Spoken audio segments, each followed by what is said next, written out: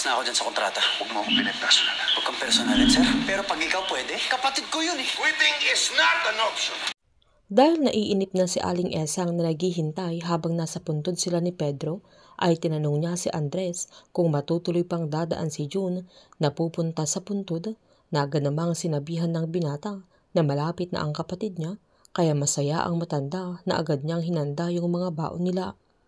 Natanaw ni Andres sila Greg at JB sa di kalayuan, pero hindi nila nahalata nang saktong dumating na din si June, kaya agad sinabihan ni Greg si JB na yung binatang dumating ay si June, sabay binili niyang hindi siya dapat mawala sa paningin niya. Agad sinalubong ni Andres ang kapatid niya, sabay sinabihan niyang ang akala niya ay hindi na ito darating, na agad namang nagpaliwanag ang binata na may inasikaso lang siya.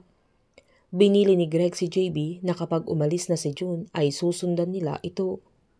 Agad niyakap ni Aling Esang ang apo niya, kaya masaya si Andres at nag-akbayan silang tatlo, sabay humarap sa puntod ni Pedro at giniit ni Aling Esang na buo na sila at sinad niya sa puntod ni Pedro na andoon na ang mga anak niya na kung nasaan man siya naroon ay sana masaya siya. Nang mangiyak-ngiyak na ang matanda ay sinabihan ni Luis na kumain na sila, nang saktong mahalata ni June sila JB at Greg na nakatayo sa di kalayuan at pinagmamasdan sila, kaya agad niyang sinabihan si Aling Esang na aalis na din siya. Kaya agad namang umangal ang lola niya dahil kararating pa lang niya ay aalis na naman, na agad ding sumakay ng sasakyan sila Greg at JB. Nagpalusot naman si June na may appointment pa siya, na dumaan lang talaga ito, kaya nahalata ni Andres na nakita ni June sila Greg at JB, kaya sinabihan niya si Aling Esang na ang mahalaga ay dumaan siya, sabay hinatid na niya ang kapatid niya sa may daanan. Nang makaalis na si June ay agad namang sinundan nila Greg, pero nagulat sila nang tumambad sa harap nila si Andres. Agad sumakay si Andres at agad niyang tinanong kung ano ang nangyayari, kaya agad namang sinabihan ni Greg na wala na siyang oras para magpaliwanag, sabay sinundan na nila si June, pero galit na tinanong ni Andres kung bakit sila andoon. Habang busy naman sila Max at Miguel na nagche-check sa mga master guest list kung may mga taong kahina-hinala, pero sa sandaling yun ay puro mga CEOs at mga VIPs ang mga nakikita nila, kaya wala silang makitang problema na na-check na din ni Miguel ang mga staff at lahat ng mga waiter sa event, at lahat sila ay walang criminal record at walang kahina-hinala.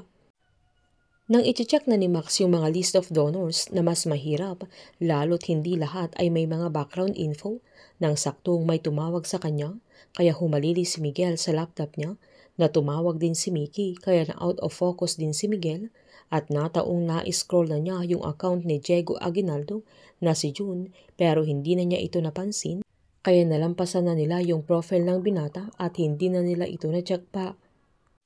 Habang sinumbat ni Andres kay Greg na sinusundan nila si June, kaya tinigil niya yung sasakyan. Pinaliwanag ni JB na plano nilang sundan si June dahil naniniwala silang siya ang magdadala sa kanila kay Manuel Aguinaldo, na kinagulat ng binata dahil siya ang umampon sa kapatid niya. Pinaliwanag ni Greg na siya ang nagpadala sa kanya ng Certificate of Adoption, kaya napagtanto ng binata na alam na pala ni Greg ang totoo simulat sa pool ay alam na niya ang katotohanan.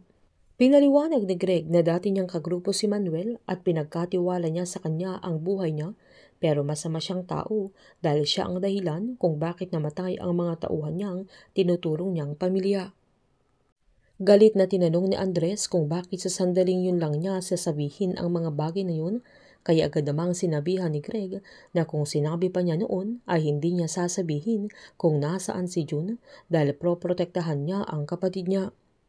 Pinamukha ni Andres na ginamit lang siya ni Greg para makuha niya ang gusto niya at trinaydor lang siya. Painit ng painit ang mga tagpo, sabay-sabay po nating subaybayan ang advance episode ng Incognito dito lamang po sa aking channel. Patuloy lamang po manood, mag-likes at mag-subscribe para ma-update po kayo sa mga susunod na episode. Marami pong salamat.